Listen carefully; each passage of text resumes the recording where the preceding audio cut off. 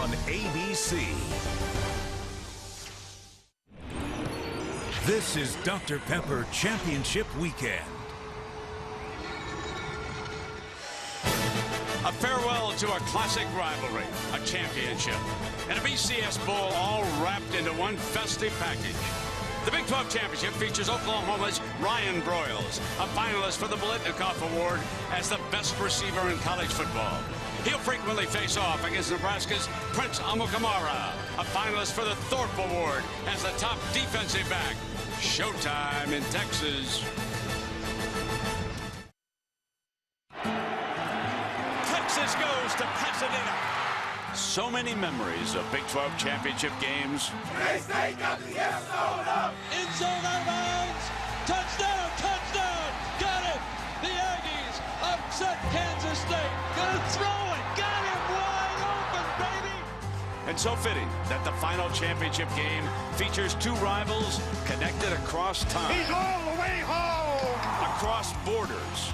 Before the Republic was even formed. But territory is still turf. Home soil, and the schools that stand on it are symbols of the proud states they serve. So when these teams meet, there's more than a game on the line, even when the Big 12 title is at stake like today. No, this one is about legacies and long-held grudges. This is Exhibit A for rivalry, for what the word truly means. This is Oklahoma versus Nebraska, the land, the people, and their teams.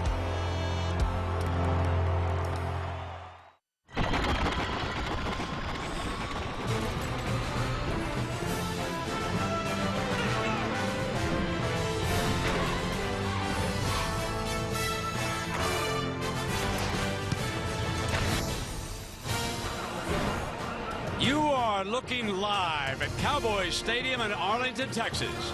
Tonight, for the final time, Oklahoma and Nebraska will play for a Big 12 championship. Folks, we welcome you to the Dr. Pepper Big 12 Championship on ABC. This, of course, is one of the great rivalries in the history of college football. And the winner tonight advances to the Tostitos Fiesta Bowl in Glendale, Arizona, where they are expected to play either the Big East representative or Stanford from the Pac-10. And what a day it has been already. Our championship matchup is all set, and what a high-scoring game we are in for on the night of January 10th. Congratulations to both Auburn and Oregon, who will play for the national title. Good evening, everybody. I'm Brett Musburger with Kirkherb Street. It's a fans matchup. Going to be a real high-scoring game. Can't wait to get to Glendale. I cannot wait for that game. We have a great game tonight, but in Glendale, we got to match up that a lot of people wanted to see. The big, powerful Auburn team coming out of the SEC against the speed of Chip Kelly and the Oregon Ducks. It's going to be a lot of fun to break that one down for the next month or so. Well, let's talk about the one tonight, the Big 12 title. Taylor Martinez, you were down to the field with Bo Pelini.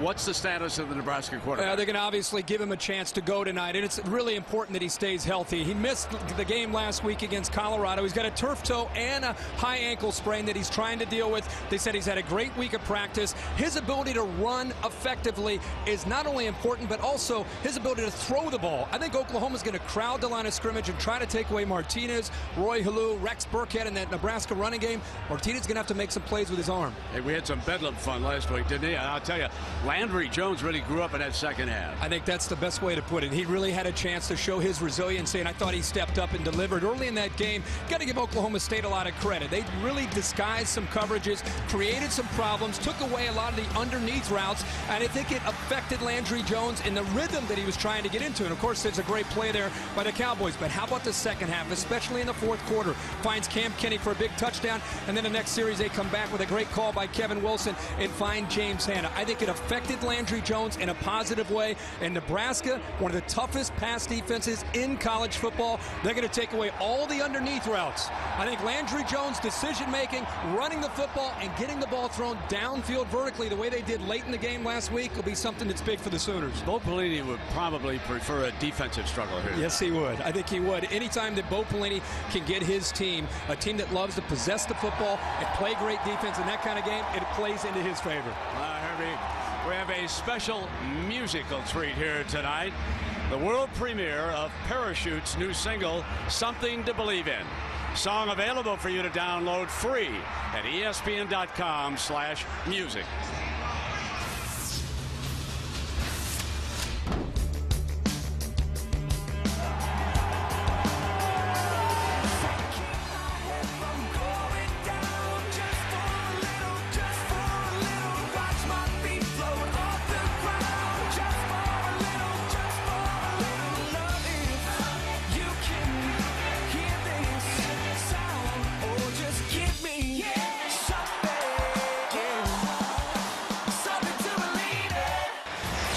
Excess of 75,000 they have poured down here from, of course, Lincoln, Nebraska, and all the great Cornhusker fans, and the Sooners now coming out with all their fans here from the state of Oklahoma, just up the road in Norman. A team that won a wild bedlam game against their state rival, Oklahoma State, to earn their right to represent the South. This, of course, the last year of a championship game. They will go to 10 teams next year, round robin, no title game. Ready to come out behind the Sooner Schooner now. The Oklahoma Sooners looking for still another Big 12 championship and another meeting in a BCS game. Nebraska pours out.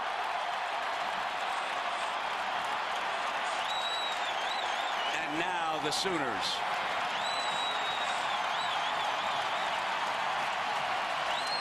Red is the color of the night, folks. This has been the Nissan pregame shift. Kickoff for the Dr. Pepper Big 12 Championship. Oklahoma, Nebraska. 6 miles from Lincoln. Norman, a little closer, 197 miles. Two of the great programs in the history of this great game. Both with more than 800 wins, 12 national championships between them. And their coach, Bo Pelini of the Cornhuskers, is down below with Holly Rose, the third member of the team tonight. So let's go to Holly. Coach, you've joked this week that you wanted to wait until the last possible moment to decide what to do at quarterback. What decision have you made? Taylor's going to start, and he's ready to go. He's feeling good, and obviously he's our starter. That's who we're going with, and he's ready to rock and roll. Your other major injury, Niles Paul, means everything to you in your kick return game. How do you replace him tonight? Well, you know, you can never replace a guy like Niles, but we got capable guys that are come in and gives them a chance to step up. They did that last week. I expect them to do it again. Thanks, Coach. Thank you. Thank you, Holly. And to update everybody on the Oklahoma injuries on the left, DeMarco Murray injured in the Bedlam game, and he's practiced well this week. Nelson returns to that secondary for Oklahoma, so both are expected to play here today.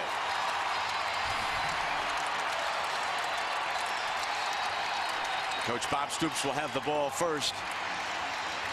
Outstanding record in Big 12 championship games. Real good referee and an outstanding crew here tonight. Scott Novak, Michael Cooper's the umpire. These fellas are going to have their hands full. This will be an intense rivalry. Two young men from Youngstown, Ohio, and do they know how to compete? Pelini and Stoops. So settle back, everybody. Final piece of the BCS puzzle is about to unfold.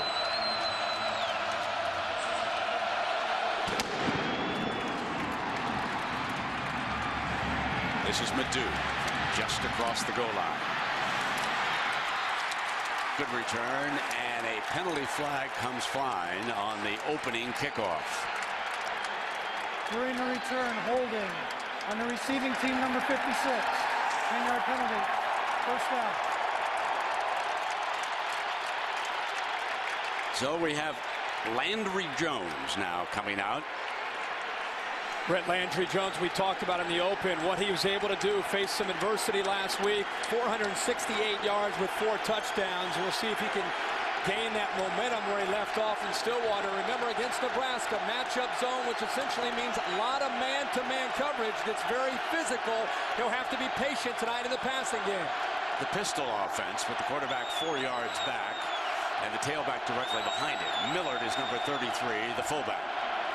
DeMarco Murray runs in that direction, and Nebraska slams him down. As we take a look at our impact players presented by Dr. Pepper, he is a good one. Yeah, he sure is. DeMarco Murray's going to give it a go. Of course, a little bit dinged up last week. He has to make it happen. And Ryan Broyles, the Blitnikoff finalist.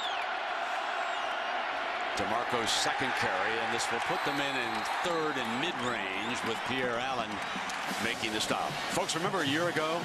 Do you remember how Nebraska choked this game down, kicked 4 field goals, forced Texas to go right to the final second before they relinquished? Well, look for the Pellinis to try and shrink this game down here if they can do that. It is 3rd and 5. 4 down linemen. Landry steps away from pressure and throws incomplete, however, over Murray's head, and it's 3 and done. You know, even when Nebraska doesn't come up with a sack, they want to make Landry Jones uncomfortable. And that time they were able to do that with Meredith coming around from the outside, Jarrett Crick getting some penetration, just making Landry Jones feel their presence and try to disrupt his rhythm with his wide receivers. 2 fine punters here tonight. Way averaging better than 41 yards. Rex Burkhead, the all-purpose back, awaits this. 25 elects not to go for the fair catch, and he is down at the 22-yard line, and the second flag of the night. This offense is not accustomed to being in 3rd and long situations. They need to be more 3rd and manageable, 3rd and 33 or 4. Watch how the offense brings the play clock down. Down to 5 seconds now. Now they snap. Take seconds away. Hit. If that's a fumble, Nebraska has recovered it at the 19-yard line. That was Macon who came in there, jarred the ball loose, and Searles pounced on it, the left tackle. This is Oklahoma's wheelhouse. They get you into 3rd down. They create a little bit of confusion. They show blitz, and then they only ended up bringing 3. Macon with the speed.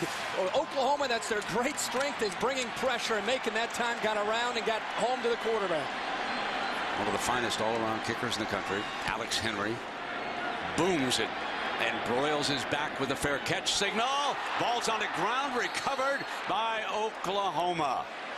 A save as the punt was muffed by Broyles on that play. And that was Hurst, a defensive back, getting back on top of it. Look at him alertly jump on it.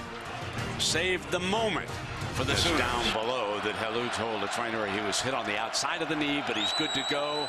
Good news for Nebraska. 1st and 10 now.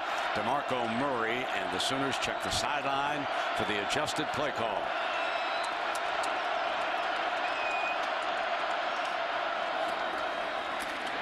DeMarco wrestled down at the 39-yard line.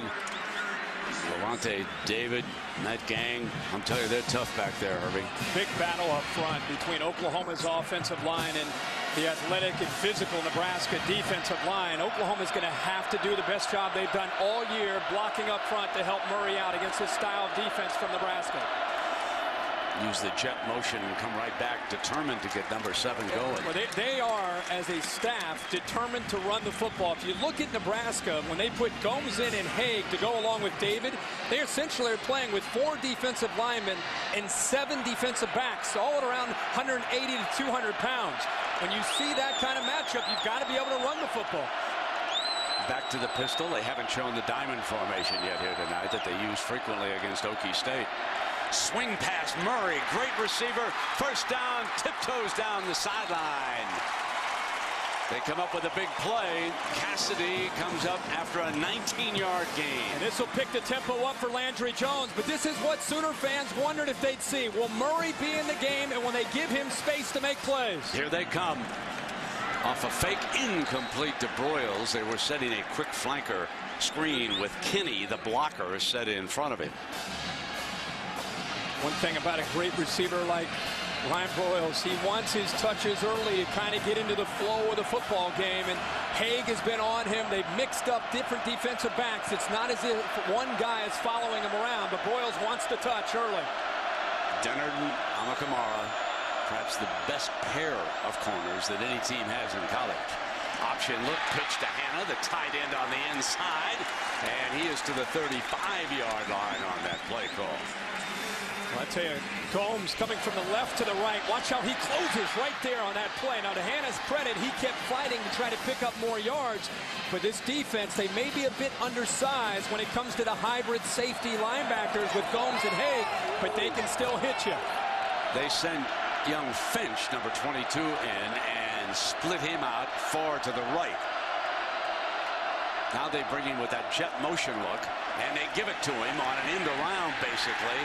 And Nebraska was ready. There's Gomes and David, the two you mentioned, Herbie. Absolutely. And when you're going to run east to west, and I know Finch has got speed and he's coming in motion full speed, but Cassidy does a good job. Gomes does a good job of containing. And then here comes David, who's the leading tackler, cleaning it up. But a good job that time by Nebraska's defense and not getting outflanked by the speed of Finch. Now here's something you can expect to see from Oklahoma all night. They're not overly concerned about the Nebraska offense. So on this fourth down, they're not going to pooch it. They're not going to play field position. They're going to try to pick the first down up with Landry Jones. Takes off, down. Nebraska football. And guess who got in? Last year, you and I watched Ndamukong Suh dominate the Texas offensive line, and this time it's Jared Crick, number 94, the leader of that defensive line. Oklahoma decides to go for it, and one thing about Crick, if he gets isolated against Eichert one-on-one, he's going to win that battle. He pinned his ears back and made a huge play for Nebraska. They get good field position. Ndamukong Suh, a year ago, Herbie, you mentioned him, 4.5 sacks. It was unbelievable, the performance he turned in here. 9 solo tackles, now playing with the Detroit Lions. Hellu is back on the field, as Holly reported. And a big hole, bust to daylight, midfield, 40-foot race, free, one man to beat. Nebraska strikes first. 66 yards.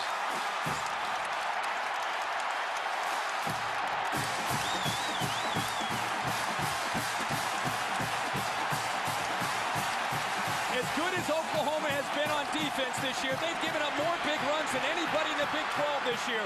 Jeremiah Searles, the left tackle, gets a great block. And how about the speed of Hellu, who just checked himself out of the game and tells Holly Rowe he got a little bit of a ding on the outside of that knee and comes right back into the game and gives the Cornhuskers a big lift. 52 consecutive extra points this year for Alex Henry. Folks, that's a story down there. That's the first time in 2 championship games here in Texas Stadium that Nebraska has scored a touchdown. Highway 66 all the way on ESPN. The BCS teams will be revealed. Oregon and Auburn obviously headed to the championship game. And then 45 minutes later, find out where everybody's going. 9 Eastern Sunday, the Bulls selection show. The winner of this game will be headed to the Tostitos Fiesta Bowl on the night of January 1st following the Rose Bowl. Remember all of the BCS games this year on ESPN. So Landry Jones struggling, deflected, intercepted. Courtney Osborne on the deflection, and the Cornhuskers are in business again.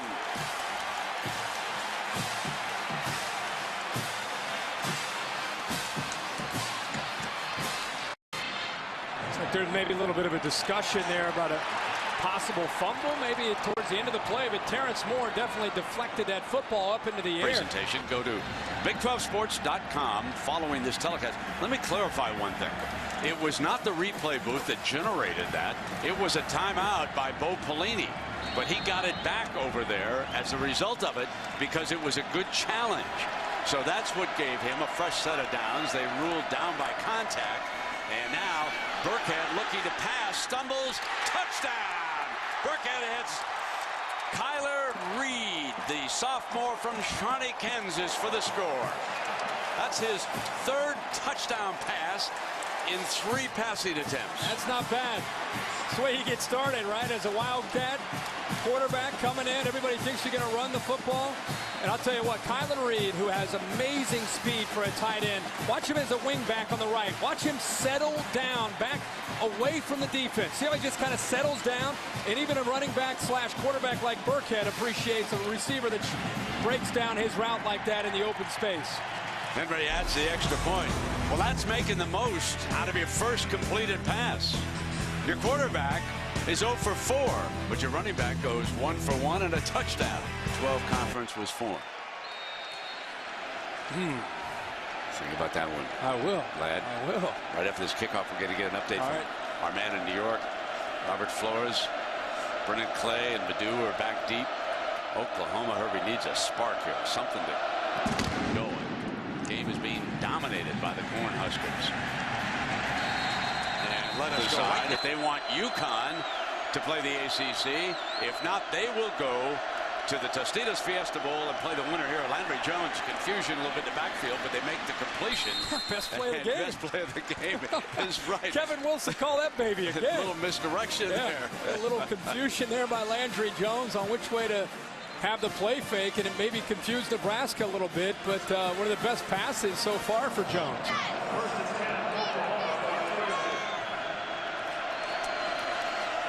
Here's DeMarco Murray. So that's what they have to do. DeMarco Murray and this offensive line, they've got to be able to win that battle, and they've had their lunch handed to them in his first half. They're not going to have success with the dinking and the dunking and the rhythm passing between Jones and his receivers. And if that's not the case, you've got to get physical, which this Oklahoma offensive line has not done all year. They've got to get physical and try to get a push against Nebraska. 27 plays and 109 yards for Oklahoma. 18 and 84 for Nebraska. But the scoreboard's one-sided. Here comes Murray again. Crosses midfield. And out of bounds, Gomes.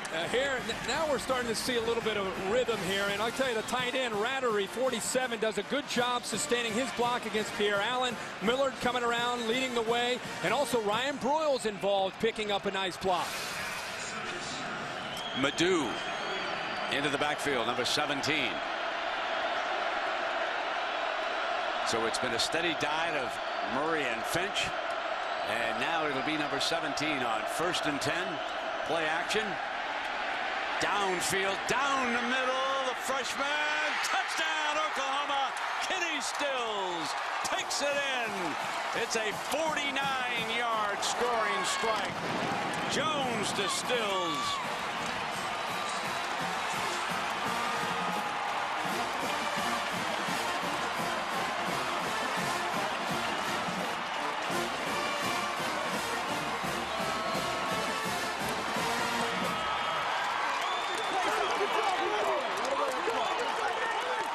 Waiting for the one play to ignite the offense. Landry Jones and the Sooners come up with it.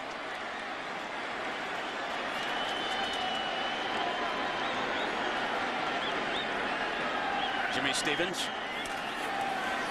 Now 46 of 46 this year on extra points. Kenny Stills is on the outside, and this play is set up by the runs that they just had some success with. Here is Stills. He's just going to come down and get behind Austin Cassidy. Cassidy in the middle third of the defense cannot let anybody get behind him. A little bit of a play action fake to Madu, and they go right over top of Cassidy. The ball underthrown a bit, but because of Stills' speed and the fact he was going right by him, he was able to adjust to the football, and Cassidy looks late. By then it's too late. And Stills, the true freshman, does a good job of focusing and making that big catch. That was right on the money, wasn't it? Sure was. Yep. And Stills, a freshman who had his hands full last week at Oklahoma State, but had played very well. Was very impressive last spring for the Sooners. Has been coming along, and he's going to become a big-time receiver down the road for Oklahoma. And Landry Jones' best friend on that drive wasn't Kenny Stills. It was the running game.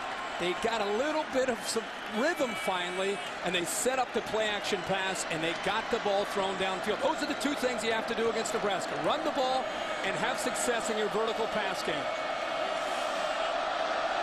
O'Hara kicks it off, and it's going to be fielded by Marlowe. Marlowe from the 7-yard line. To the 30. Okay, Herbie, you want to take a guess? I think the easy answer you would assume is Oklahoma, so I'm going to go reverse psychology and say Nebraska. Well, here, remember the green? It wasn't 50-50 because, believe it or not, it is dead even. Wow. How about that? That is awesome. Is that unbelievable? Look at that. Oh, my gosh. 139 and 53 since the Big 12 was formed. Yeah, that is there cool. are your numbers. So here's the tiebreaker unfolding in front of us. That's beautiful. I would have never guessed that. I certainly wouldn't either, so I thank research back in Bristol. Yeah, no doubt. I don't have those things on the tip of my tongue. Taylor Martinez now outside, and that's Reed.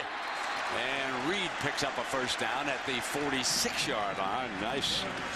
Well, we talked about with Niles Paul being down. I mentioned as an impact player, I know Kyler Reed had to step up, the sophomore. Now he's 6'3", 230, and he plays tight end, but he's kind of a slot receiver, and they flex him out as a tight end. Runs a 4.5, and he can be a mismatch against safeties and linebackers, and it's a guy that Martinez is looking to tonight.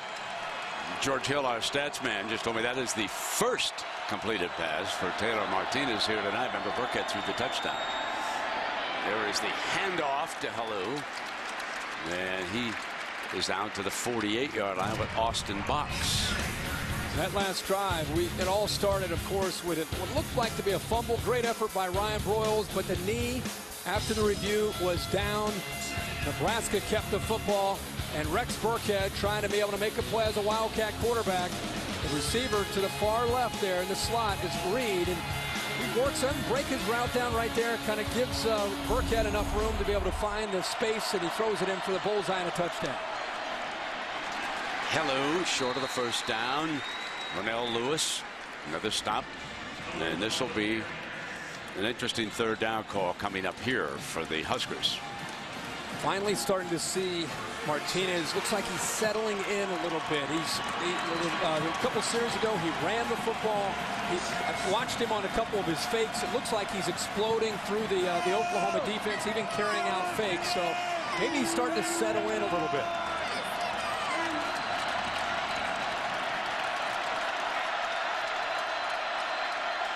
Play action, in trouble. Here he is on that ankle, reaching for the first down, and Ronnell Lewis, holding it back.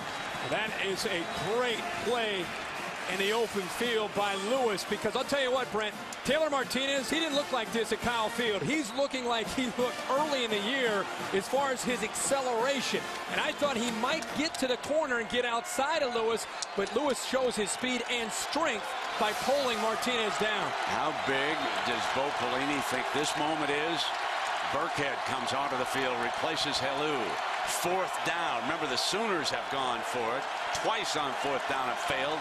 And timeout. Bo Pelini on the far side will use one here. It is 4th and 1. You want a defensive field position game, yet he doesn't want to give the ball back right away to the Sooners.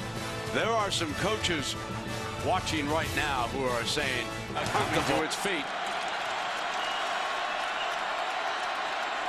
They're going to play action. Martinez going to throw it. Got a man wide open. A beautiful play call, and McNeil battles inside the 10-yard line. That is shades of what the Texas Longhorns did in the first Big 12 championship game against Nebraska. Brent, it's also shades of what we saw last week by Kevin Wilson, the offensive coordinator from Oklahoma, calling it against Oklahoma State. A great time and a gutsy call by Sean Watson to find McNeil getting behind coverage and Quentin Carter for a huge first down. On fourth down, play action and throw for it. Burkhead back in the Wildcat.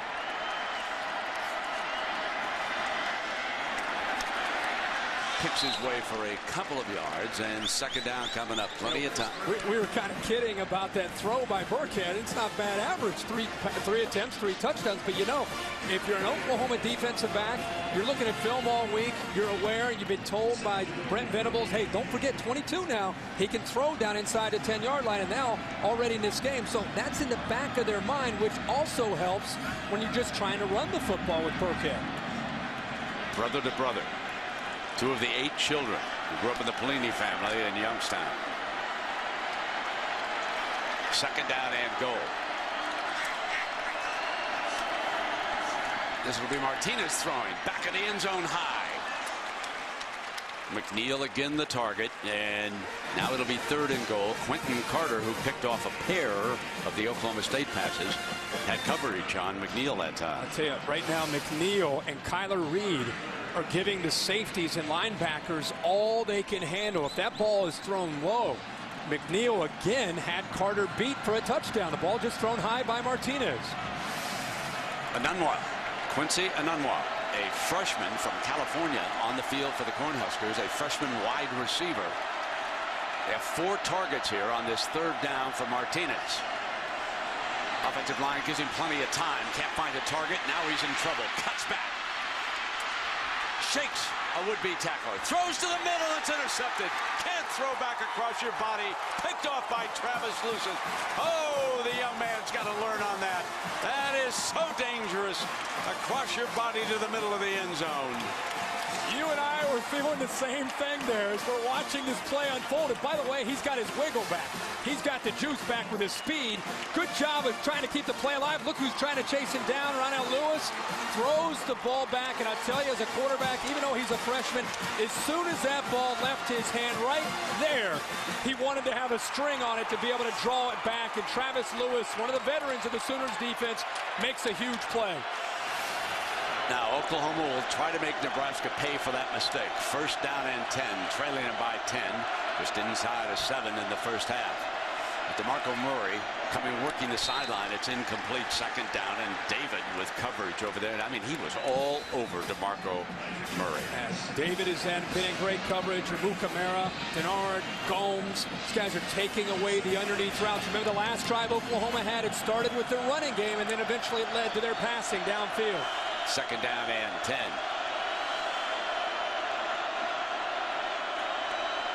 See how tight the coverage is by the Huskers. Corner show man. Great grab for the 1st down. Coming in underneath with that pass to James Hanna, number 82. He scored a great 76-yard touchdown in the 4th quarter. Look at this tight coverage by David again. I mean, if you're Landry Jones, you better put it right on the money when you're throwing to your receivers. Move the chains. Jones looking far side, dumps back to Hanna over the middle. He's got great speed. He showed it last week. Ball loose on the sideline, out of bounds. They were the last team to have possession, so they will retain the football. The other adjustment that Kevin Wilson has to like is after that last series, I think there's confidence now in the Sooners offensive line. Look at the time that Jones has to throw. The last couple series, the Oklahoma offensive line starting to assert itself much better for Landry Jones and his Sooners offense. So here's your diamond look. Murray and Finch both there. Fakes the swing, looking downfield. Now drops it off and complete to Finch working that sideline. He was a safety valve, and the chains move. Remember, they just put this offense in the last few weeks, and they're still trying to work out some of the kinks with the play-action pass game. You can see he's out of sync with Ryan Broyles, and you mentioned a safety valve. Finch continues down the sideline and finds a little opening, and Landry Jones finds it. Remember, it was the interception in the end zone that started this drive from the 20-yard line. Now Murray, and there's a penalty flag.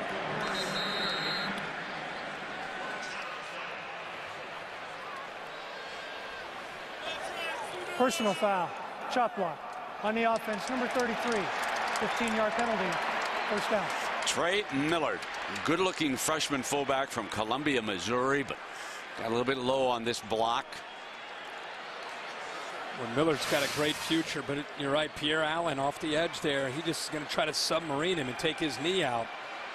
Line judge saw that, all over it, and makes the right call.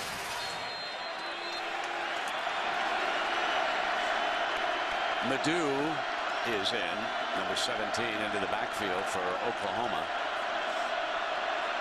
We've had only 3 penalties so far in this game. Bobbles the snap and then hands it to Madu. And Madu dives ahead. you know, Madu's got some live legs. People forget his best game of his entire career was when he filled in 2008 for an injured DeMarco Murray. He got hurt in that opening kickoff against Missouri, stepped in, and ended up having a great game. 15 carries, 114 yards with 3 touchdowns. So he's capable when he steps in there. And he's such a good athlete, they made him a wide receiver. Yeah. Then they switched him back here, the running back. Landry whips a fastball right down the middle to Trent Rattery, his first catch of the night. I love the looks of these tight ends from both these teams because they have size, but you can see the athletic ability. He caught that football strictly with his hands. And they go quickly looking for the first down, and Madu can't get it for him. Gomes plugs the hole, and here's another one of those 4th downs coming up, and the Sooners don't hesitate. They send offensive personnel right onto the field. They're not going to attempt a field goal or anything. They're going to give themselves an extra blocker. Jarvis Jones tried to get on. Now he's got to come back out.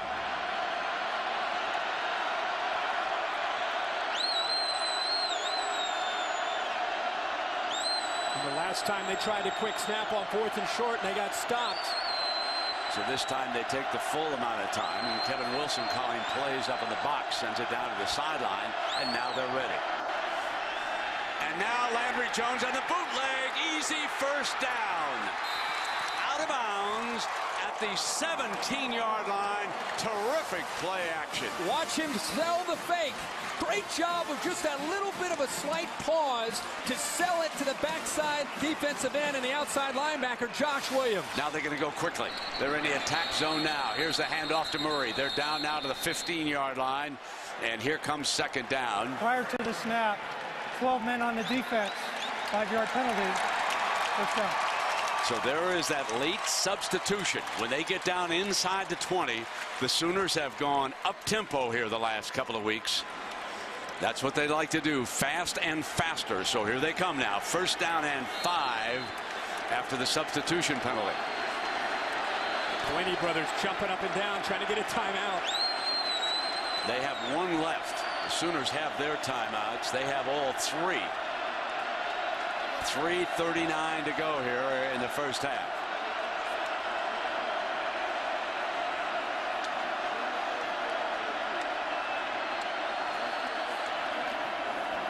Landry play action, high and incomplete. Smart. Both his receivers on that side, Millard and the big tight end who's been making a few catches so far, Rattery, both covered very well. He just threw the ball away. Picked up 5 yards on 1st down because of the penalty. So now they're facing 2nd and 5. Poise of Landry Jones will come into play tonight, just like it did last week when he faced some adversity. Oklahoma with 245 yards of offense to 146 for Nebraska. This will be the 39th snap. The Sooners had 107 snaps last week against Okie State from the pistol. Handed off to Murray, and he appears to be short of that 1st down. So here we come up with a 4th down again. Do not see any sign that Stevens is going to come onto the field here. They are down. Let me check that. That's 3rd down. I think I was wrong here. This is 3rd down now. 3rd down and 2.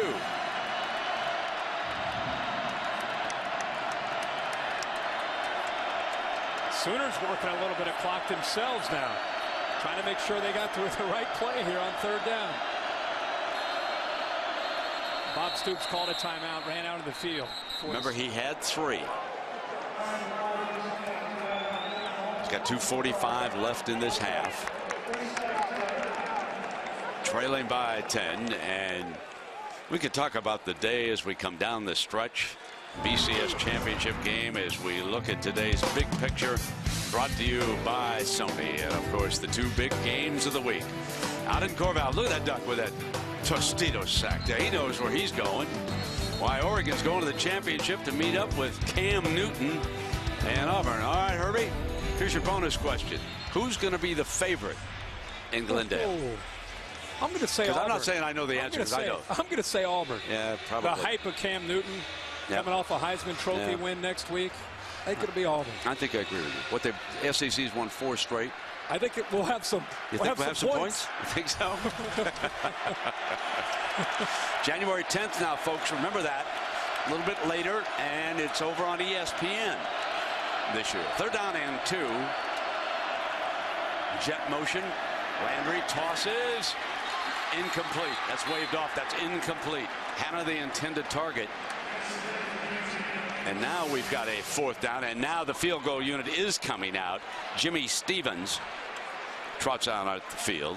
Pretty good coverage again by Gomes, and these windows continue to be very tight for Landry Jones. I think this, Bob Stoops known to typically go for it whenever he has a chance, but the way this game has gone back and forth, and the way it was one-sided early, if Jimmy Stevens can hit this field goal, you're within a touchdown. Considering the way things have gone in the first half, Bob Stoops has to go for the field goal here. Yeah, 26-yarder. We'll put it down to 1 score if we can hit this. Stevens was hot last week. Stays hot. Oh, this is what started it all. The interception, Herbie. Yeah, they came up with a big play after the mistake by Martinez, throwing back against his body over the middle of the defense late, which is a no-no. Lewis came up with the interception. Then the great call by Kevin Wilson on 4th down. And I thought Landry Jones did a good job. Not the fastest quarterback, but he really sold it and had a lot of room to be able to pick up the 1st down. They don't pick up the first later in the drive, and they have to settle for the field goal. It's really a 6-point swing. Absolutely.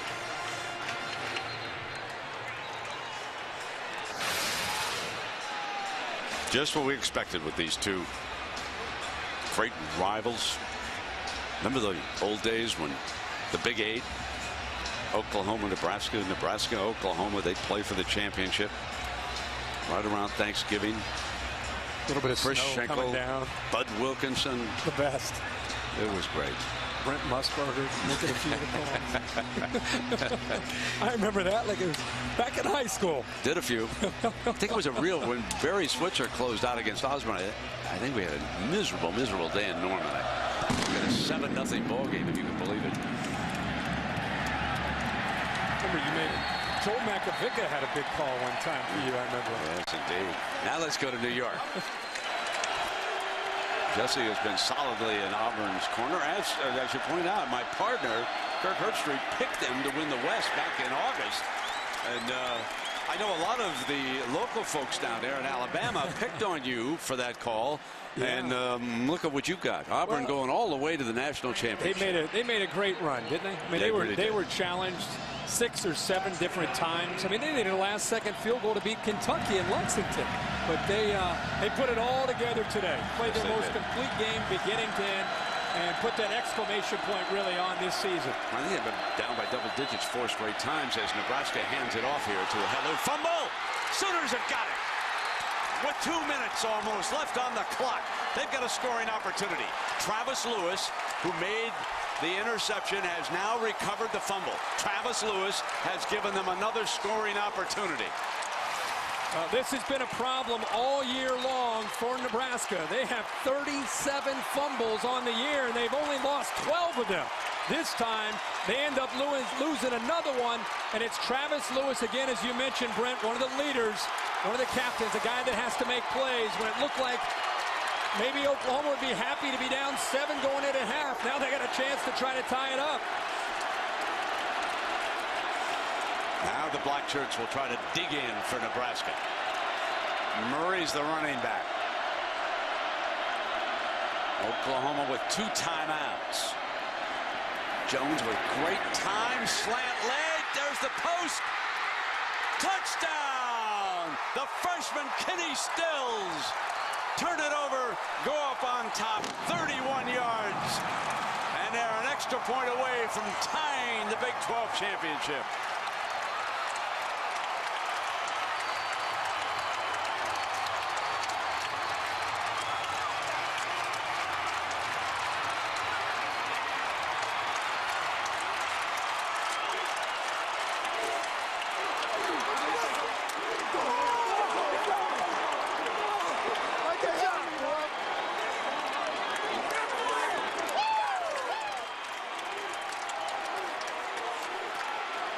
Just make sure he crossed the line before he was down.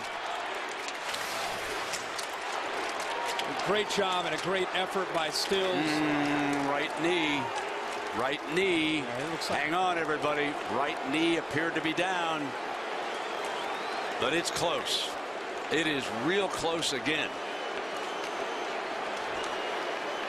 At least in this instance, Oklahoma has to think, well, if we didn't get it on the catch, we're close enough we can bang it in. Herbie, what do you think? Well, they could score on you in a hurry. Interception and a fumble.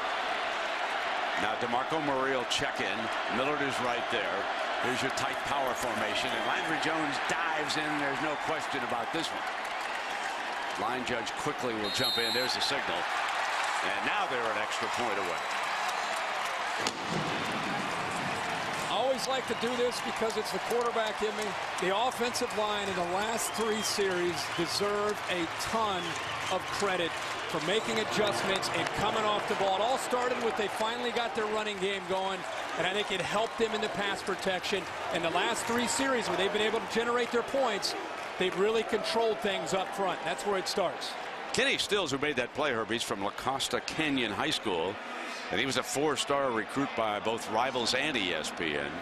And just as a high school player, he had 45 catches for 914 yards and 10 touchdowns a year ago. So you're looking at a blue chip prospect right there. And he's just so smooth. You know, his route running. What I love to see are just the instincts. That last play, even though he didn't score a touchdown, the way he came off that route, didn't give up on the play, and Jones finally found it. Take a look on this fumble and see if Hurst doesn't make a great tackle here and force this fumble. Wow. Goes low, knocks the ball loose. Lewis is there to, of course, make the play, and then it was the big play. The time that Jones had, the adjustment by Stills, tries to reach for the end zone, of course, comes up a little bit short. They call it back.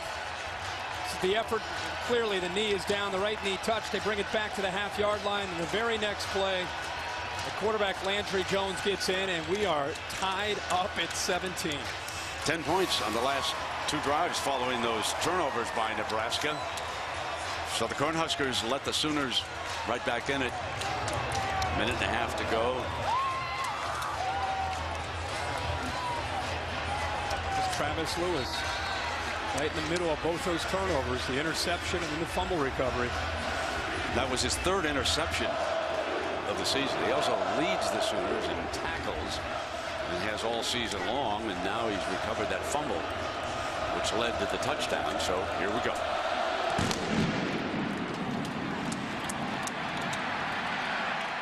Did some good kickoff work here tonight.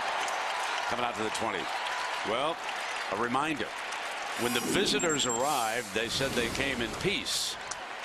They lied. ABC's The returns Tuesday, January 4th on ABC. And January 4th. January 4th. That's before the championship game. Yeah. You know, after the Rose Bowl. So yeah, we have time to watch. We can watch that. Yeah. Okay. Taylor Martinez brings the Cornhusker offense out, and Husker fans probably a little down right now for dominating this game, and then those 2 critical turnovers. And here are the Sooners. Minute and a half. Fumble on the snap. Botched play, and Alexander takes him down. And it's all Sooners right now. Yeah, Bob Stoops is already calling a timeout, and the reason he is, Nebraska is not built for this kind of moment in a game. They need to run the ball and try to kill the clock and just try to get it to halftime. Let's check in with Holly. Well, this Oklahoma sideline, guys, has been remarkable. They were down 17-0. Landry Jones had just thrown an interception, and the next time he went out to take the field, he was fist bumping his offensive lineman. He was actually laughing and joking, trying to get them loosened up. There hasn't been a single moment of panic over here, even though they were down 17-0, and that composure has helped get them right back in this ballgame. Holly, it's interesting watching this Oklahoma team the last few years with Sam Bradford. And, of course, now with Landry Jones taking over this football team, they have kind of the same demeanor. And when you talk with the coaches, they'll point to Josh Heupel. And they talk about the kind of player he was at Oklahoma and the kind of coach he's become and how he really tends to rub off on his quarterbacks and how the quarterbacks, of course, rub off on the rest of the offense. 2nd down and 12. Read option and hand it off to the running back. And out to the 42-yard line, Austin Box. Watch the quickness there on Burkhead. Of Burkhead. Jeremy Beal was not even blocked. I mean, they potentially were going to block him with Ricky Henry, but he slow played it, and I think he underestimated the speed and quickness of Rex Burkhead, who gave him a little shake and just went right around him. Well, Oklahoma had what they wanted. They had him pinned back and just running the football. They had timeouts to use.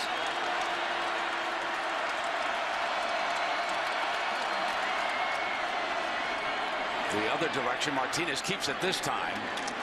And Jeremy Beal in the middle of that stop.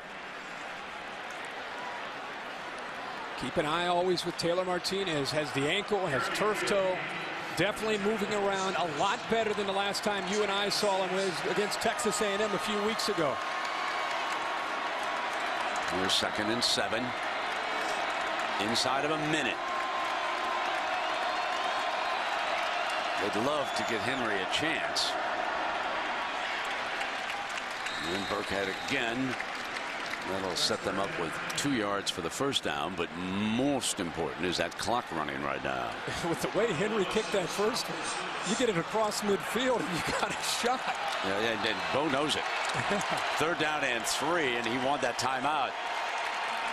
So Bo Pelini and Bob Stoops, they grew up Youngstown, Ohio.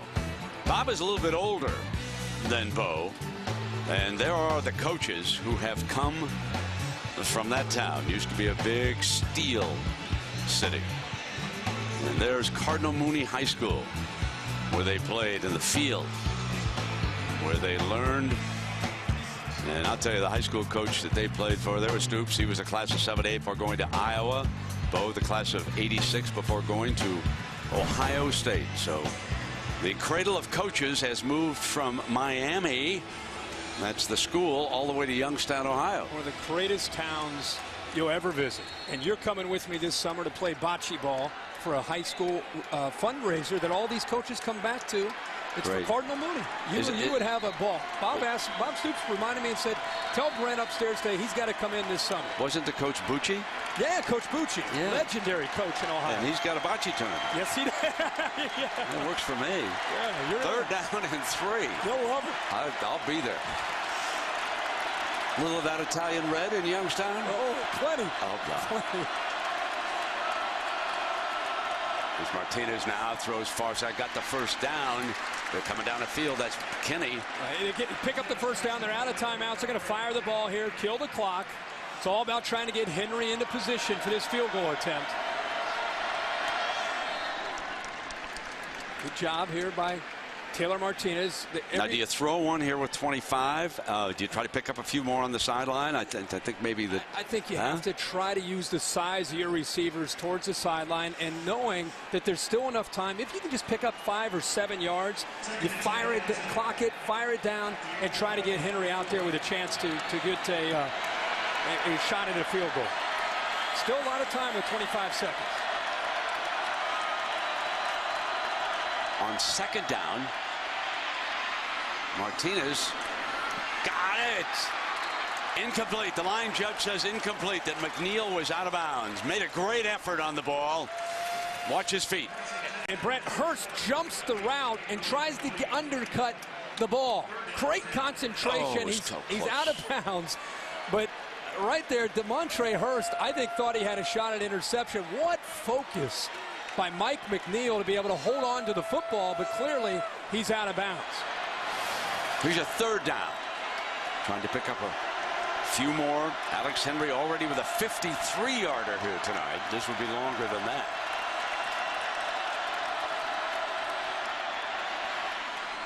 They go to the middle. Clock stops. They've got to spike it as quickly as they can. They certainly have got a field goal now. Kyler Reed gave it to him. That was a great play call by Sean Watson. Worked the middle of the field. Clock stops. Now you slam it down. You got 11 seconds. That was just really good play calling. A great call and a great job by Taylor Martinez of executing this offense and getting them into field goal range. Great call right behind the linebackers in front of the safeties. It's been an area that's been a concern for Oklahoma all year. How about Reed using his body? And let's not forget, after the big loss on the first play of this drive, I think Nebraska was ready to just try to get out of here tied up, but the big play by Burkhead got him back into being more aggressive. A 42-yarder for the lead. Perfect. Now, if you go outside and you take a look at Nebraska's equipment truck that has traveled down from Lincoln, the driver of this truck, well, his favorite player is Alex Henry. There it is on both sides of that diesel. There is number 90. And he has just nailed a 42-yarder to go with his 53-yarder. I think he's the best kicker I've seen.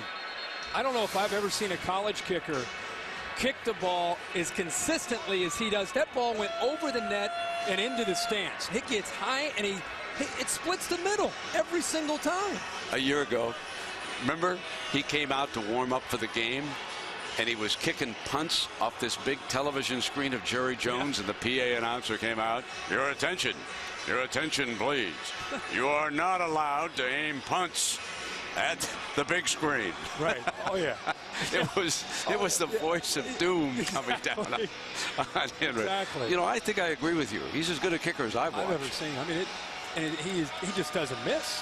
He doesn't buy into the middle games. You could try 3 timeouts on him, try to ice him. It's not going to work. 53 and a 42-yarder. And the Cornhuskers take the lead. Let us check in down below with Holly. Well, guys, the best thing about Alex Henry, some of the coaches tell me, he's a normal guy, just a football player. You can tell by the shoes he wears. He doesn't wear one of those weird, fancy kicker shoes on the kicking foot. Just regular cleats. He's a normal guy, football playing shoes. That is. If she believes that any kicker is a normal guy. I was going to say. He's an athlete. So what about the fact that he wears number 90? They're like relief pitchers, right? Exactly.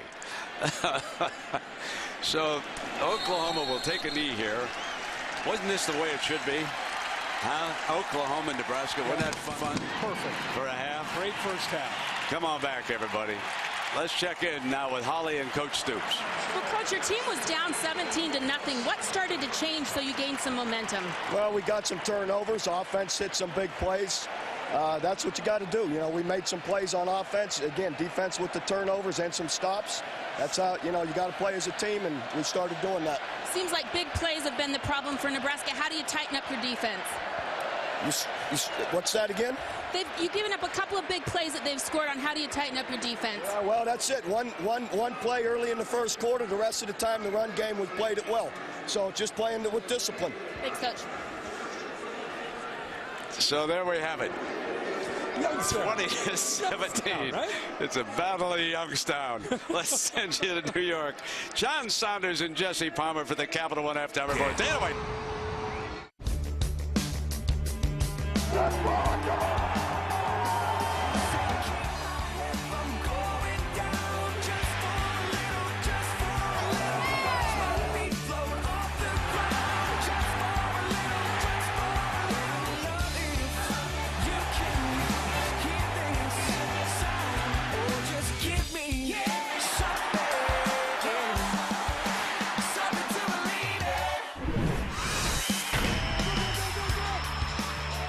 We welcome you back to the Dr. Pepper Big 12 Championship here on ABC. That was the brand new single from Parachute, Something to Believe in. Download it now for free. ESPN.com music. And you can also enter to win tickets to the 2011 Rose Bowl game with the band. So with Kirk Herbstreit and Holly Rowe, I'm Brent Musburger. Thanks for coming on back. We had an exciting first half here, Herbie. Boy, we had just about everything you'd hope for in a Big 12 championship game. We had one team look like they were ready to play and dominate the game, got up to a big lead, and give Oklahoma credit. They took advantage of a big turnover once the interception by Taylor Martinez was made, and I think it really changed the complexion of the game, gave them some energy and some life and some belief. The other thing is Oklahoma's offensive line really started to assert themselves and help out a lot of their skill. And how about the Nebraska kicker? Oh, yeah. Our guy, Alex Henry, getting it done. Wearing number 90. Holly Rose says he's not wearing a special kicker shoe. He's wearing regular shoes. I don't care if he's barefoot. Alex Henry's the best kicker I've ever seen. This guy's amazing. Who knows? Maybe this game comes down to an Alex Henry or Jimmy Stevens field goal. You bet. If it comes down this game tight, should, right? Last one. The way it should be. That's right. Oklahoma and Nebraska bring down the curtain on their Big 12 battles. Remember, the Cornhuskers will move to the Big Ten. We get a chance sometime in the second half. I want you to see their schedule next year. Apparently, athletic director Tom Osborne took a look at it. The commissioner Jim Delaney told me and said, "Whoa, what's this?" We'll show it to you tonight. O'Hara with the kickoff, and here comes Tim Marlowe. And Marlowe for the Huskers is cut down at the 24-yard line, and that was Box, the linebacker, who sliced him down. As we take a look at the Pacific Life game summary here. Yeah, and Nebraska's been trying to establish the run, but they've made enough plays with the passing game. But you can see at the bottom there, third downs, Oklahoma yet to really get into sync. 1 of 8, Nebraska 3 of 9. Then at the bottom, points off turnovers. But I agree, it was the most dominating performance by a defensive lineman we'd ever seen. 1st and 20. Drop it off quickly now, and then let the running back see what he can do. That's Madu out of bounds on that far side, getting the safety into action over there on Madu.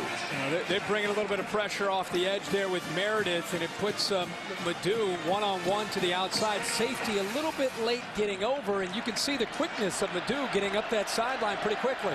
2nd and 5. OU trails it by a field goal. Jones running away from pressure, guns it to the sideline for the 1st down. Hit Kinney. Cameron Kinney had a wonderful game against Oklahoma State. Well, he did a good job last week, and he did a good job there working back to the football to the far left. He's going down, then he's coming back against, again, Prince Amukamara, who's one of the top corners. He could not get downfield, adjust back when he sees his quarterback scramble. Great play there by the senior. Now from midfield, Landry Jones has one 49-yard touchdown pass tonight. Play action. He'll throw it away. And there was no question about anybody jumping in the air and deflecting that one back into the field of play. I mean, Landry Jones had to look at that replay a few times this week with that Oklahoma State defensive back out there. So, are you kidding me? Thanks to you, it was on SportsCenter about 37 times over the weekend. Did they use it? Yeah, quite a few times. Well, you know, play of the weekend. Hannah said, that's not the play of the week. She said, that may be the play of the year. Yeah. It's a great. Landry Jones got a man deep. Broyles down to the 2-yard line. Ryan Broyles, a finalist for the Biletnikoff Trophy. And the Sooners are in business. 1st and goal, 47 yards. This is a matchup between two great football players. A little out and up move by Ryan Broyles, and the extension by the little guy, and a focus to be able to hold on to the football. He just beat one of the top defensive backs also, not just Prince Amukamara, but Eric Haig's a top flight player as well, and beat him on the out and up. Murray Miller to be the lead fullback. Here comes number 7. And he is Crick. Slams him down. It'll be 2nd down and goal. Slowing their tempo down a little bit. See if they can overpower Nebraska. Tight formation. On the play action. Got to put it up. Landry Jones has to throw it away. Nobody open. Didn't want to risk an interception. He'll live to fight on 3rd down. You're right about last weekend. It seems like when people aren't there, he's making a good decision, but he's putting it up with the band up at about the 5th row. They are 1 of 9 on 3rd down.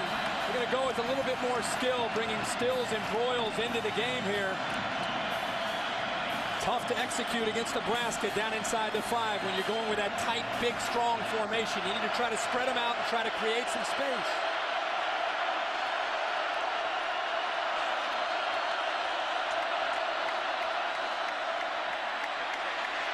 Fire in zone deflected, incomplete.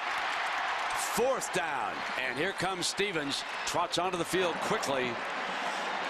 Remember, he missed his last one, and Stoops wants to get him right back into the heat of it.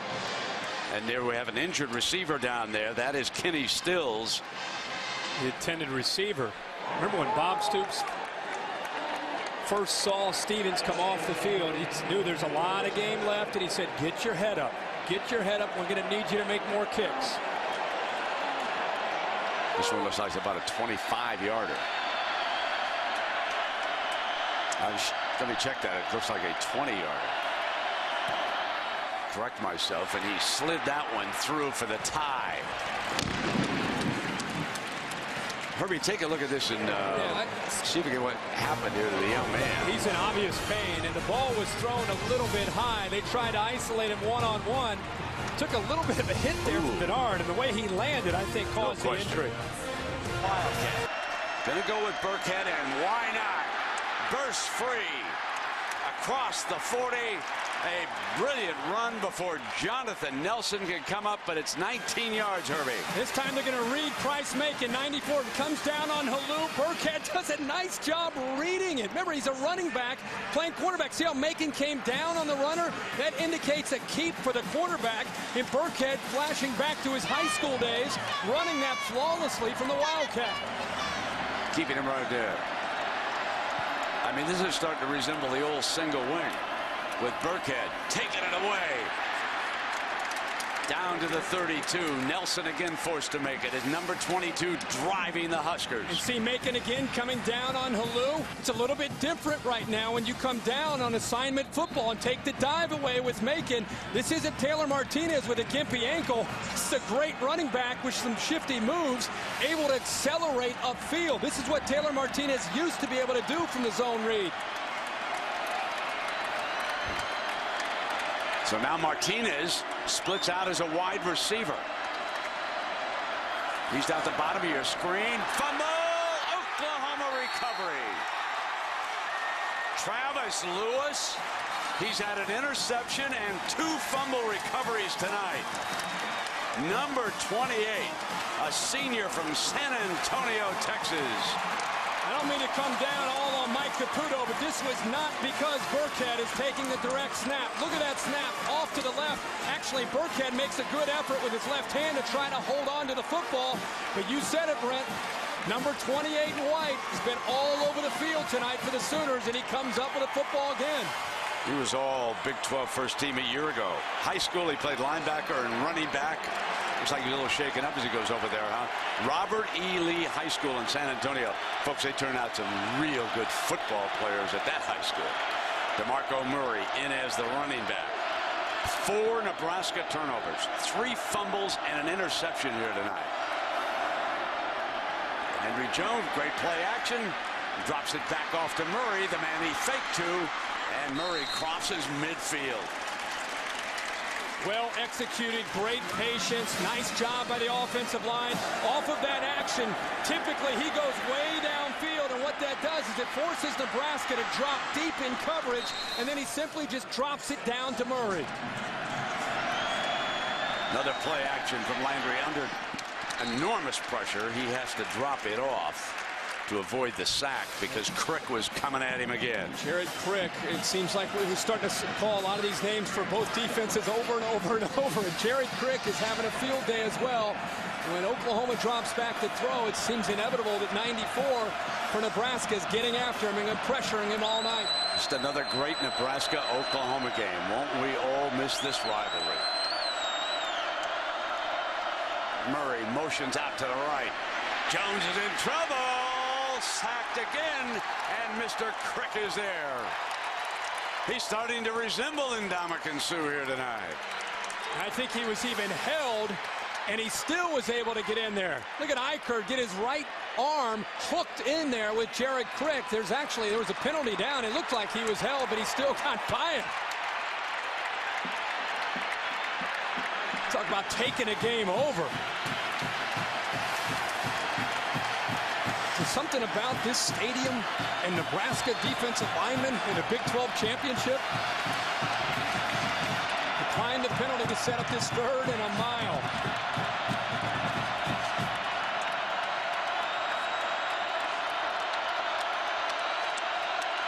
They want the game clock reset here so the officials will get it straight.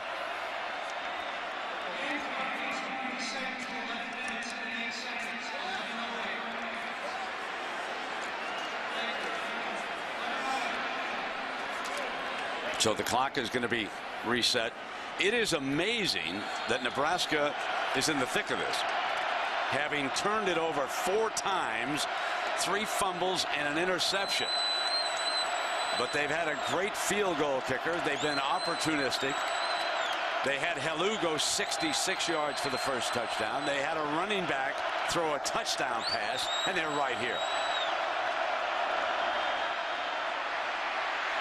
Trouble again, steps away from Mr. Crick, fires back middle, got his man.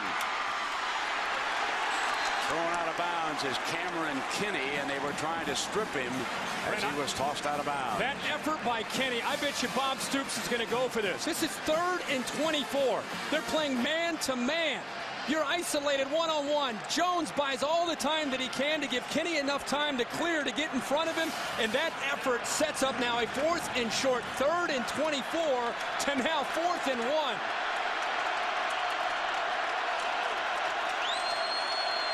They're 1 of 3 on 4th downs here tonight. This is the 4th time they've gone for it on 4th down.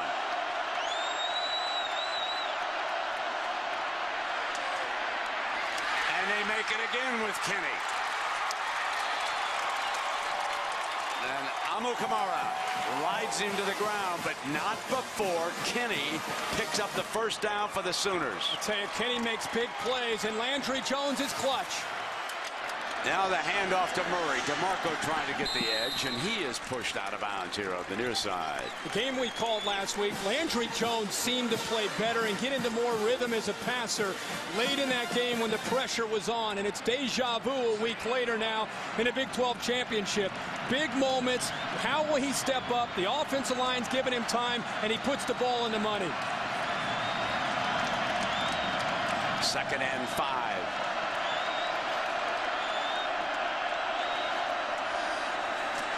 Offensive line gives a great time this time. High. Kinney pulls it down. Amukamara right on him, and the spot will determine whether it's a first down or not. You mentioned Cameron Kinney last week, Brent. 6 catches, 141 yards, and 2 touchdowns. A senior that had a career day last week is stepping up again a week later. Here's DeMarco Murray for tough yards. You're going to have to earn it against Nebraska's defense down in the red zone. And DeMarco Murray, who's always had great skill, was questioned, how is his knee going to hold up after last week? Late in this game as a senior, he wants a championship, showing some toughness there on that run.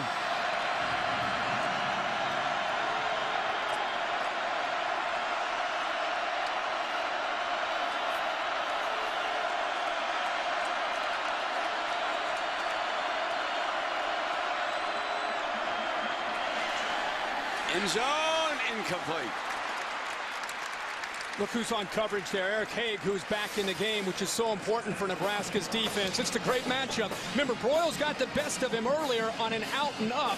This time, he's got some separation. He's there, and Landry Jones just missed him, and he had to extend himself just a little bit too much. 3rd and 5 for the Sooners.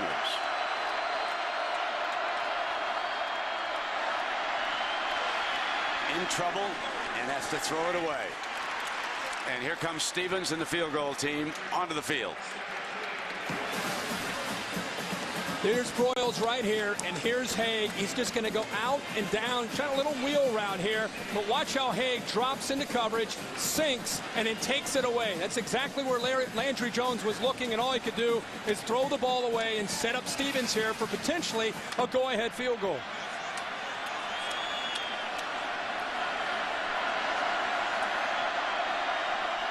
.27 yards.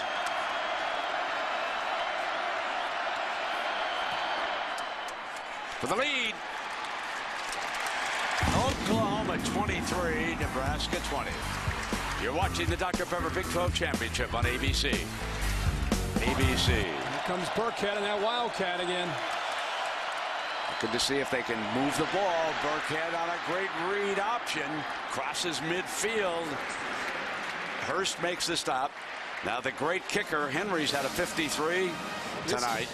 And Brent, this time Burkhead sees that there's nowhere to go on the right side. This is the bonus round with Burkhead running the zone read. Instead of trying to make something happen with either the give or himself running right, recognizes Oklahoma's defense off to the left, collapse down, and he cuts back and picks up again huge yards. The quarterback comes out wide as the split end. And it's Burkhead for the first down to the 40-yard line. Don't forget, he played quarterback in high school, both his sophomore and junior year. And you know, one thing about him is he is slippery and quick and tough. He's able to run right through arm tackles. He does have that one attempt again tonight for a touchdown pass to Kyler Reed. They're keeping him right there, and they're keeping Martinez out wide to the right.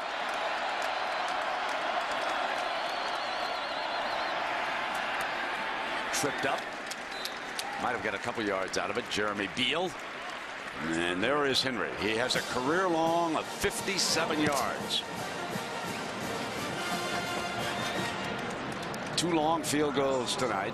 They trail it by 3. And that career field goal came back in 2008, as you can see on that graphic. Cotton, one of the tight ends. 2nd down and 8. Nebraska able to run the football here to start this drive, something they've not been able to do the last 6 drives. Legate, Tyler Gate is in this backfield with Burkhead. Bring Marlowe through the formation, and now Burkhead in trouble, throws it down the middle. Martinez, incomplete. Ibaloi was pressuring Burkhead that time in a foot race, but they almost pulled this off. Well, you had a feeling that eventually they were going to try to get it to Martinez, but watch the action right here with Burkhead. You knew eventually they might go to it, and he had Taylor Martinez all alone. If it wasn't for the rush, he would have been able to make a throw and maybe add to 4 attempts and 4 touchdowns. But the late throw, Nebraska catches a break because Fleming drops the ball. Fleming was able to play catch-up, though, Herbie, and that broke that up. Who knows? Martinez back under center. They're going to throw it. Can't find a receiver. He'll dance now. In trouble. Fumble on the ball. Battle for it. There's a scrum on the field. And again, Martinez limps away after making a recovery. That's twice tonight. He's recovered his own fumble. And when you take away the primary, Brent, I just talked about it. I've been talking about it all night. Because of his youth, he just starts to panic. He starts to rely on his feet. He doesn't come off his primary and find his 2nd or 3rd option. And he starts to look around for where can I run. But against this Oklahoma defense, they're containing him. How fortunate is he that the ball once again fell back into his arms for a recovery. That's the 6th sack. And there is a penalty flag on. The ruling on the field was a fumble recovered by the offense. And now we've got offside. There was some mass confusion there. Frank Alexander running on a little bit late. I'm not so sure about the end of that sequence, Herbie. Nebraska was bringing the ball down the field. They trailed only by 3. They suddenly go down deep toward Martinez, a quarterback as a wide receiver. They were moving the ball pretty well from the Wildcat with Burkhead on the ground. There's the fair catch back at the 10. Now they're up against it on the clock, putting themselves in a hole at the end of that sequencing of those play calls. Interesting that they tried to catch Oklahoma's defense off guard. If Burkhead was ready to throw and he had time, he did have him open. Boy, but the 2nd and 3rd down backfired on him. But let's not forget, Nebraska has 3 timeouts. Oklahoma hasn't had a lot of consistent success tonight running the ball. So you've got to believe that Nebraska still is going to get this ball back. And a shot with Alex Henry, our guy, to try to kick it to maybe get it into overtime. Yeah, I'm getting that down for Henry as much as I can. But Marco Murray. Yeah.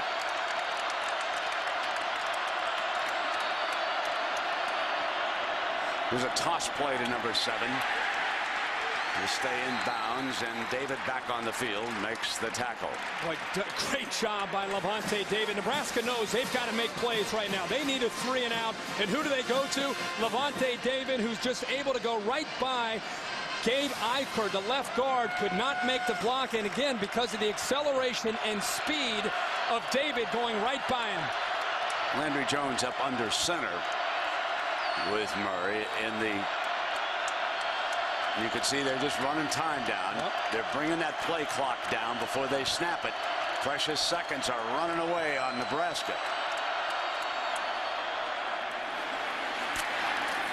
Here's Murray out to the 15. Reminder to stay tuned after the game for your late local news over most of these ABC stations. Then over on ESPN, you can turn over to SportsCenter for post-game analysis of this one, and you'll find out about Auburn and Oregon going to the BCS championship. Congratulations to Gene Chizik.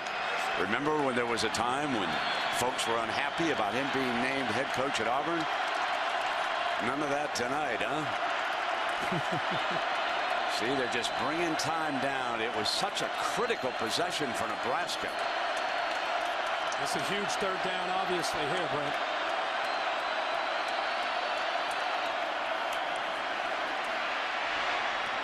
Drops it off, and it is complete to Kenny Stills.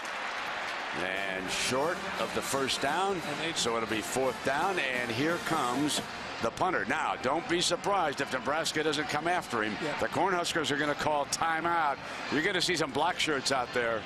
Nebraska jumped in. Bo Pelini jumped in right away. This is exactly what Bo Pelini needed after having that last drive fail on them with some questionable play calling. They needed a 3-and-out because if Oklahoma was able to secure a first down, then it starts to become a game where you just hope to maybe get a shot maybe late in the game. Now, I know there's 2 minutes and 1:59 to go. They're going to get pretty good field position right here, and they're going to have 2 timeouts left.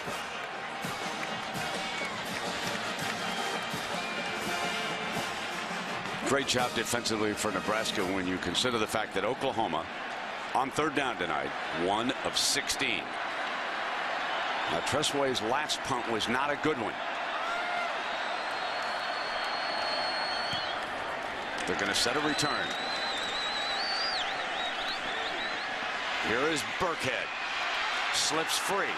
35. Burkhead out to the 41. So the Tostitos Fiesta Bowl is at stake tonight.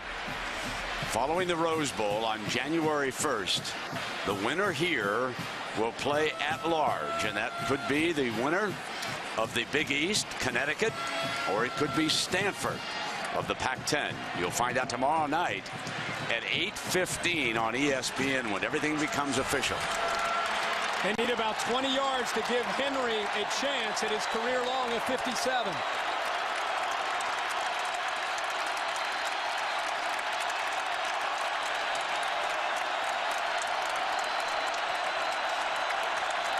Burkhead is alongside Martinez. So there is the quick slant to Brockmeyer. He's got about 3 catches here tonight. It's interesting. They're going back to Martinez, feeling that they need to have a little bit more of a veteran, experienced player back there taking these snaps. 2nd and 7. Here's the blitz, and they sacked him again. Tony Jefferson, the freshman from Chula Vista, California, rolls through, and that's the 7th sack of the night. You get Nebraska into a passing situation, you're going to have some success as a defense. Austin Box, they brought the house. They brought one more than Nebraska could handle. Here comes the freshman, Jefferson. He's scot-free. The right guard, Ricky Henry, late to come out. Good call there by Brent Venables and Bob Stoops. Oklahoma 2 plays away from going to Glendale and playing in the Tostitos Fiesta Bowl. They face a 3rd down and then a 4th down. Nebraska tonight 284 total yards. They are 4 of 16 on 3rd down, so they're not favored here. McNeil, 44, is off to the right in the slot. Tyler Reed is off to the left. Both have had some success on quick slants for Taylor Martinez, where he gets the ball out of his hand fast. Near side complete, but short of the 1st down. Out of bounds, Brandon Kinney, and they keep the clock moving. So he was stopped. That's a big play and a great throw by Martinez. A good call to get the ball out and get it out of his hands to set up a shot here at 4th down. Here's your ball game. Nebraska called a timeout before the play. Timeout has been called. Timeout.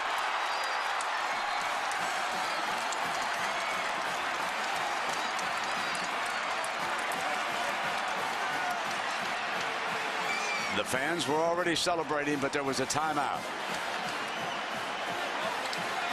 And that's the last timeout for Bo Pelini and Nebraska. Well, if you're Oklahoma, you've had a ton of success at bringing pressure. And you know they're going to do that in this situation. And if you're Nebraska, you're thinking about the quick slant to try to get the ball again out of the hands of Martinez.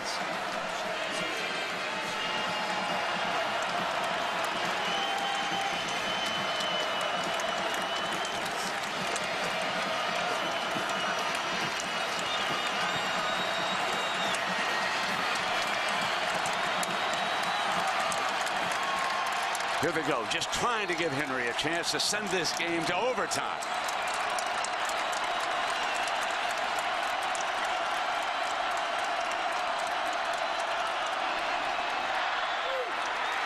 That'll do it. Oklahoma goes to the desert. The Sooners have won the Dr. Pepper Big 12 championship. The victory formation will come out here. Huge crowd on hand, larger than a year ago, 78,810. And Big Red will head to the Big Ten.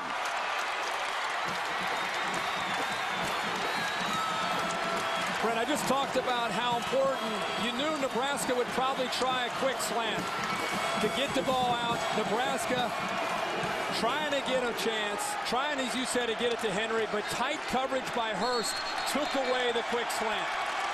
Nowhere to go with the football. Fourth down.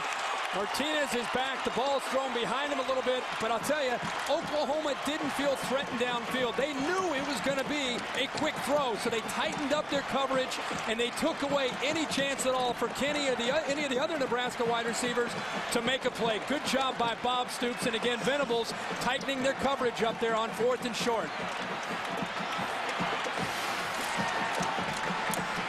A winner again in the Dr. Pepper Big 12 championship game. Bob Stoops and the Sooners. They'll be playing either Connecticut or Stanford. We'll find out for sure tomorrow night.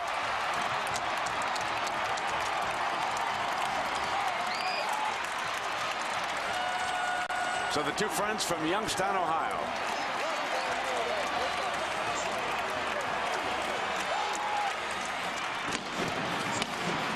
What a night for that young man, Travis Lewis. Let's go down to Holly Rowe with Coach Stoops. Well, Coach, they had a chance to get within field goal range. How nervous were you on that last play? You know, you don't have time for nerves. You're just playing ball. Kids did a great job, and, you know, the assistant coaches had some nice calls at the end, and kids made plays. Your defense took control of this game, created some turnovers, and changed the course of the game. How do you describe their performance? Really well. You know, in the first half, we weren't bad. We had 2 bad plays in the first half. And I told the kids, you ought to be encouraged at halftime. Of all their yards, they got 90 of them on 2 plays. The rest of it, we were playing the run game great, getting after the quarterback, forcing turnovers. Just stick with it. Another classic Nebraska-Oklahoma game. What sense of nostalgia do you have, Coach, as they leave? Yeah, it's pretty special. It's pretty neat, really. The history here and the great coaches before us.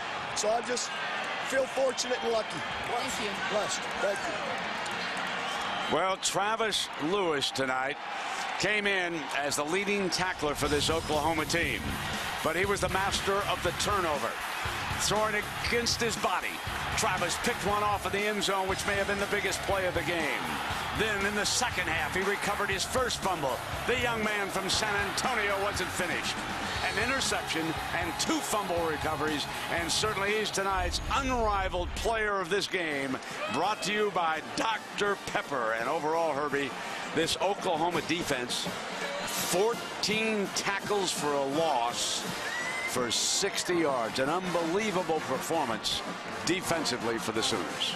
We knew coming into this game that Oklahoma was going to make it tough on Nebraska and their running game. And that's Nebraska's strength. You knew that Nebraska was going to have the ability to execute in the passing game to have a chance to move the ball down the field. And Bo Pelini just told Holly Rowe, hey, outside of a couple plays, we made it tough on them. In fact, the last 8 series, Nebraska couldn't do anything, whether it was a turnover or a punt.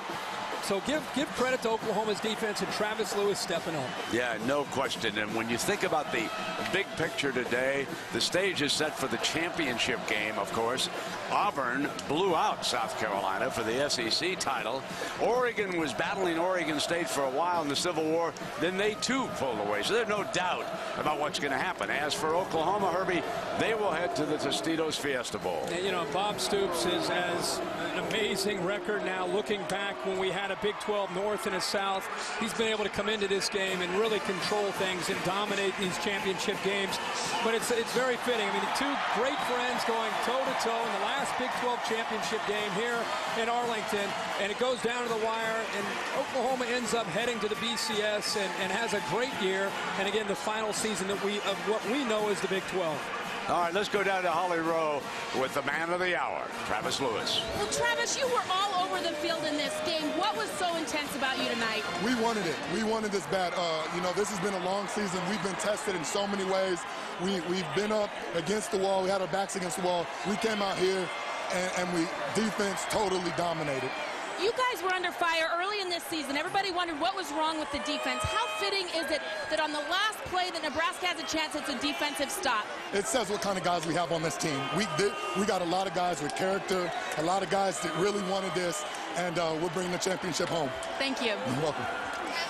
And with that championship, well, here comes their reward. A trip to the desert, Glendale, Arizona, the Tostitos Fiesta Bowl on January 1st, 8:30 Eastern on ESPN. Oklahoma will play either Connecticut or Stanford. We will find out tomorrow night at 8:15. Make sure you are tuned in to ESPN. The final BCS countdown, 8:15 Eastern, for the official unveiling of each BCS Bowl matchup. Will it be Wisconsin and TCU in the Rose Bowl? And then at 9 Eastern, the Bowl Selection Special. Now we take you to Times Square. The Ford wrap-up, John Saunders and Jesse Palmer. Take it away, Big John.